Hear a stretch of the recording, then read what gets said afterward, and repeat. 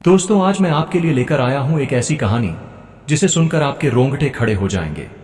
यह कहानी है एक आईपीएस अधिकारी की जो अपनी पहचान छिपाकर निकली थी ताकि वह उन लोगों को बेनकाब कर सके जो कानून के नाम पर आम लोगों को लूट रहे थे। तभी दो पुलिस वाले बीच चौराहे पर उनसे दुर्व्यवहार करते हैं। फिर जो हुआ जानने के लिए वीडियो को अंत तक जरूर देखना। आईपीएस मैडम रिया शर्मा नीले रंग के सलवार सूट में अपनी बूढ़ी मां सविता शर्मा के साथ एक ऑटो रिक्शा में बैठकर सिटी नगर के बाजार जा रही थी। उनका मकसद अपनी मां के लिए कुछ कपड़े खरीदना था। तभी रास्ते में एक चेक पोस्ट पर पुलिस ने उनकी ऑटो रोक दी। सब इंस्पेक्टर विक्रम यादव ने ऑटो चालक से कागजात मांगे और उनमें कमी निकालते हुए 8,2,000 की रिश्वत की मांग की। ऑटो चालक ने गिड़गिड़ाते हुए कहा, साहब मेरे पास पैसे नहीं है, कागज घर पर छूट गए हैं, कल ले आऊंगा। लेकिन विक्रम यादव नहीं माना। उसने कहा, गरीब भिखारी 802,000 निकाल वरना तेरी ऑटो जब्त कर लूंगा। जब ऑटो चालक ने और विनती की तो विक्रम यादव ने गुस्से में उसे एक थप्पड़ जड़ दिया। ऑटो की पिछली सीट पर बैठी रिया यह सब देख रही थी। उनका खून खौल उठा। वह ऑटो से नीचे उतरी और कड़क आवाज में विक्रम से बोली, आपको इस ड्राइवर को थप्पड़ मारने का हक किसने दिया? ये गरीब आदमी अपने परिवार का पेट पालने निकला है और आप उससे रिश्वत मांग रहे हैं। विक्रम यादव ने पलट कर देखा। एक साधारण महिला से ऐसे सवाल सुनकर वह भड़क उठा। उसने चिल्लाकर कहा, ऐ चुपचाप बैठ जा अपनी जगह पर, वरना तुझे भी हवालात दिखा दूंगा। मुझे कानून मत सिखा। रिया ने शांत रहते हुए कहा, कानून सबके लिए बराबर है, चाहे वह पुलिस वाला हो या आम आदमी। रिश्वत मांगना कानून के खिलाफ है। यह सुनकर विक्रम आग बबूला हो गया। उसने अपनी पूरी ताकत से रिया को एक जोरदार थप्पड़ जड़ दिया और तंज कसते हुए बोला, तू मुझे कानून सिखाएगी? तुझे लगता है तुझे मुझसे ज्यादा कानून आता है? अगर ज्यादा बकवास की तो तुझे और तेरी मां दोनों को जेल में सड़ा दूंगा। चलो जल्दी ऑटो लेकर भागो यहां से। ऑटो चालक यह सब देखकर डर के मारे चुप था। वहीं रिया ने अपने गुस्से को काबू में रखा। वह जानबूझकर अपनी पहचान उजागर नहीं कर रही थी, क्योंकि वह देखना चाहती थी कि सब इंस्पेक्टर विक्रम यादव कितनी हद तक गिर सकता है। फिर वे ऑटो रिक्शा पर बैठी। कुछ देर बाद ऑटो ने उन्हें कपड़ों की दुकान पर उतार दिया। रिया ने अपनी मां सविता को अंदर ले जाकर उनके लिए सुंदर सुंदर कपड़े खरीदे।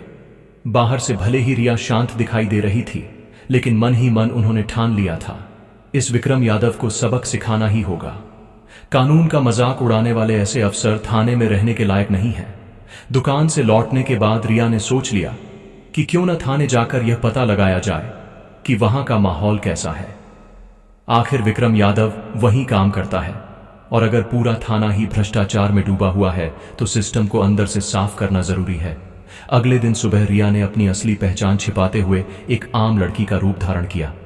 उसने साधारण सलवार सूट पहना और सीधे सिटी नगर थाने पहुंच गई। थाने में प्रवेश करते ही उनकी नजर सामने की कुर्सी पर बैठे इंस्पेक्टर अजय चौधरी पर पड़ी। वह आराम से मोबाइल पर बात कर रहा था। रिया सीधी उसके पास गई और बोली, सर मुझे एक रिपोर्ट लिखवानी है। रिया कुछ और कहती, इससे पहले ही अजय चौधरी ने उसे बीच में टोक दिया। किसकी रिपोर्ट लिखवानी है? तुझे पता नहीं यहां रिपोर्ट लिखवाने की फीस RS 5,000 लगती है। पैसे लाई है क्या? अगर पैसे हैं तो बोल, वरना फौरन दफा हो जा। यह सुनकर रिया की आंखें गुस्से से लाल हो गईं। वह हैरान थी कि इस थाने में खुलेआम भ्रष्टाचार हो रहा है और जिले की आईपीएस अधिकारी होने के बावजूद उन्हें अब तक इसकी भनक तक नहीं लगी। रिया ने गहरी सांस ली और सख्त स्वर में कहा, सर आप हमसे रिश्वत क्यों मांग रहे हैं? रिपोर्ट लिखवाने के लिए कोई शुल्क नहीं लगता। ये जो आप कर रहे हैं न सिर्फ गलत है बल्कि कानून के खिलाफ भी है। यह सुनकर अजय चौधरी भड़क उठा और बोला, क्या कहा तूने? मैं गलत कर रहा हूं? तुझे मुझसे ज्यादा कानून आता है क्या? ज्यादा बकवास मत कर, वरना अभी तुझे अंदर करवा दूंगा। रिया समझ चुकी थी कि यह इंस्पेक्टर भी उसी रास्ते पर है जिस रास्ते पर विक्रम यादव था। उसने शांत रहते हुए पूछा, आपके थाने का सब इंस्पेक्टर विक्रम यादव कहां है? अजय चौधरी झल्लाकर बोला, क्यों, तुझे उससे क्या काम है? मुझसे सवाल मत कर, खुद जाकर बात कर ले। रिया ने फिर कहा, सर आप रिपोर्ट लिखिए, वरना मैं आपके खिलाफ सख्त कार्रवाई लूंगी। आप मुझे नहीं जानते कि मैं कौन हूं? यह सुनकर अजय चौधरी जोर से हंसा और बोला, तू मुझे धमका रही है? तुझे देखकर तो लगता है या तो तू भिखारी है या कूड़ा कचरा उठाने वाली या फिर किसी घर में झाड़ू पोछा करने वाली होगी। यहां रिपोर्ट नहीं लिखी जाएगी। अब निकल जा, वरना धक्के मारकर बाहर फेंकवा दूंगा। रिया ने खुद को कंट्रोल किया। वह समझ गई थी कि यह सब के सब उसी पानी से नहाए हुए हैं जिस पानी से विक्रम यादव नहला है। उसने मन ही मन ठान लिया, इन्हें मजा चखाना होगा और पहले इन्हें पूरी तरह से बेनकाब करके दिखाना होगा।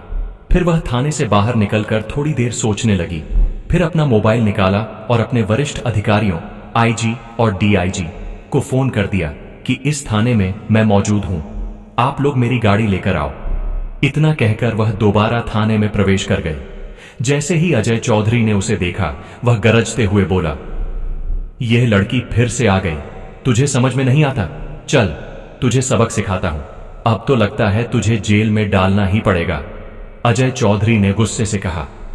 रिया ने बिना घबराए धीमी मगर स्पष्ट आवाज में जवाब दिया, सर मुझे सिर्फ रिपोर्ट लिखवानी है, आप रिपोर्ट दर्ज करिए। अगर आप ही जनता के साथ ऐसा बर्ताव करेंगे तो हम न्याय की उम्मीद किससे करेंगे? मैं आपके बारे में शिकायत कर दूंगी। मगर अजय चौधरी फिर वही रट दोहराने लगा, मैंने कहा ना, रिपोर्ट लिखवाने के लिए RS 5000 निकालो, बिना पैसे यहां कुछ नहीं होगा। बार बार परेशान मत कर, वरना धक्के मारकर बाहर फेंकवा दूंगा। रिया मन ही मन सोच रही थी, कितने नीचे गिर चुके हैं ये लोग, इन्हें इतना भी नहीं मालूम कि किसी महिला से कैसे बात की जाती है। वह हल्की मुस्कान के साथ बोली, देखिए सर, आप रिश्वत क्यों मांग रहे हैं? कानून में कहीं नहीं लिखा कि रिपोर्ट दर्ज करने के लिए जनता से पैसे लिए जाए। आप साफ साफ कानून तोड़ रहे हैं। अगर आप रिपोर्ट दर्ज नहीं करेंगे तो मैं आपके खिलाफ सख्त कार्रवाई कराऊंगी। यह सुनकर अजय चौधरी बुरी तरह तिलमिला गया। उसने 2 सिपाहियों को इशारा करते हुए आदेश दिया, इस लड़की को बाहर निकालो और सबक सिखाओ, यह ऐसे नहीं जाएगी। दोनों सिपाही रिया की ओर बढ़े ही थे हाथ पकड़ने को कि तभी थाने के दरवाजे से एक कड़क आवाज गूंजी, रुको।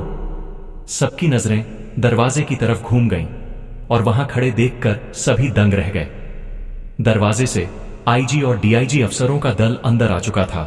वे लोग वहीं आए थे क्योंकि रिया ने फोन कर बताया था कि वह थाने में मौजूद है। उनके पीछे कुछ और वरिष्ठ पुलिस अधिकारी भी थे। उनमें से एक ने गुस्से में अजय चौधरी पर नजर डालते हुए कहा, बेहुदे इंस्पेक्टर, ये क्या कर रहे हो?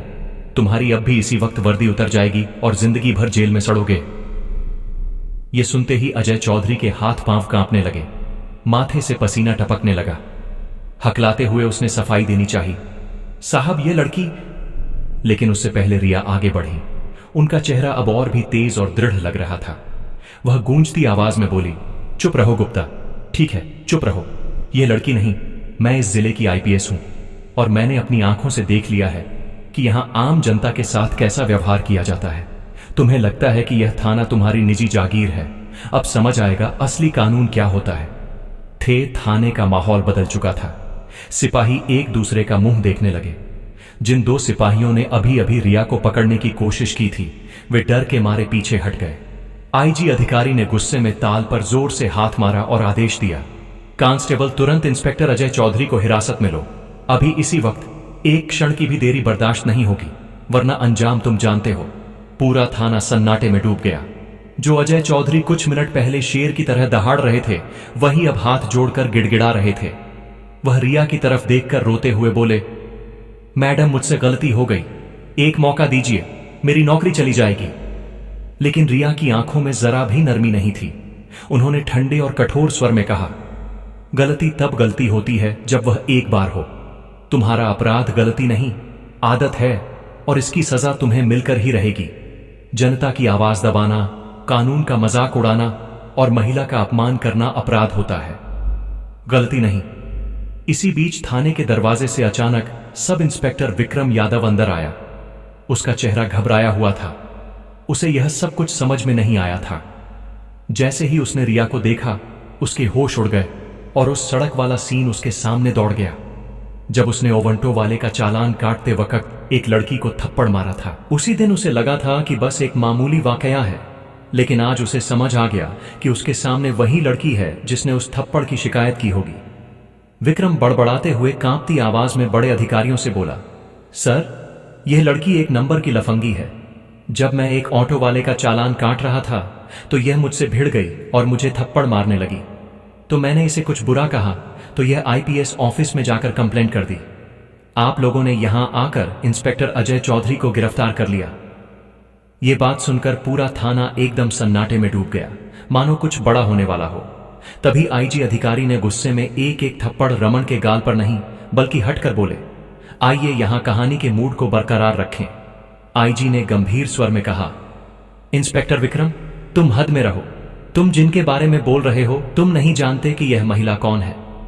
यह सुनते ही विक्रम का चेहरा पूरी तरह से फीका पड़ गया। वह कांपते हुए बोला, सर, आप क्या बोल रहे हैं?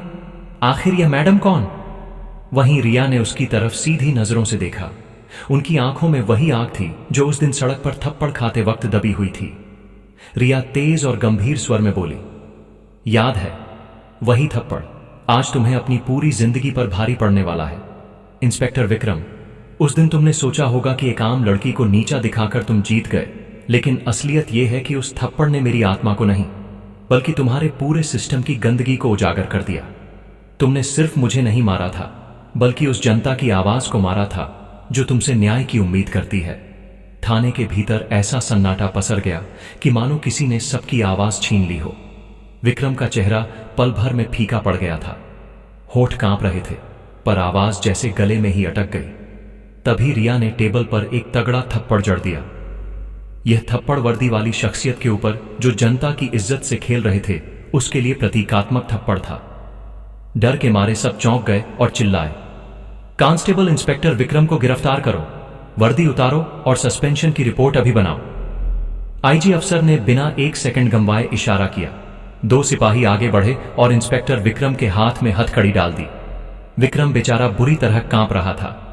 गिड़गिड़ाकर बोला, मैडम प्लीज माफ कर दीजिए, गलती हो गई, मैं पहचान नहीं पाया था। लेकिन रिया ने उसकी बात बीच में काट दी। कानून किसी की पहचान नहीं पूछता इंस्पेक्टर, सबके लिए बराबर है। तेरी माफी से जनता का दर्द कम नहीं होगा, अब अदालत तय करेगी। पूरा थाना सुन रहा था। पहली बार सबके दिमाग में यह बात घर कर गई कि अब इस जिले में जो भी जनता पर जुल्म करेगा उसकी जगह सिर्फ सलाखों के पीछे है। जब अजय चौधरी और विक्रम यादव को हथकड़ी पहनाकर बाहर निकाला गया तब बाहर खड़ी भीड़ में हलचल मच गई। लोग एक दूसरे से फुसफुसा रहे थे। यकीन ही नहीं हो रहा था कि जिले के 2 बड़े अफसर आज कानून के सामने सिर न झुकाकर नहीं बल्कि सलाखों के पीछे जा रहे हैं। आईजी अफसर ने मीडिया से साफ साफ कहा कि अब से इस जिले में दादागिरी नहीं, कानून चलेगा, चाहे पुलिस वाला हो, नेता हो या आम आदमी। गलती करेगा तो सजा मिलेगी। भीड़ ने ताली बजाई। कुछ लोग मोबाइल से वीडियो बना रहे थे जैसे कोई ऐतिहासिक पल हो। सिपाही दोनों को जीप में बैठाकर सीधा जेल ले गए। जेल के गेट पर गाड़ी रुकी तो खुद जेलर बाहर आया। रिया और आईजी अफसर ने आदेश दिया, इन्हें कैदी बना दो, आज से यह अफसर नहीं अपराधी है। फिर दोनों की वर्दी उतरवा दी गई, सफेद कैदी वाली ड्रेस पहना दी गई। चेहरों पर शर्म, गुस्सा, पछतावा सब कुछ एक साथ दिख रहा था। लोहे की सलाखों के पीछे धकेला गया तो अजय चौधरी रोने लगे। विक्रम बड़बड़ाने लगा, अगर उस दिन थप्पड़ न मारा होता तो शायद आज यह दिन नहीं देखना पड़ता। पर जो हुआ वह अब सबके सामने था और कानून ने अपना काम किया। तो दोस्तों, आपको यह कहानी कैसी लगी? अगर अच्छी लगी हो तो प्लीज हमारे चैनल अनकाही कहानी को सब्सक्राइब और वीडियो को एक लाइक जरूर करें ताकि हमारा हौसला और भी बढ़ता रहे।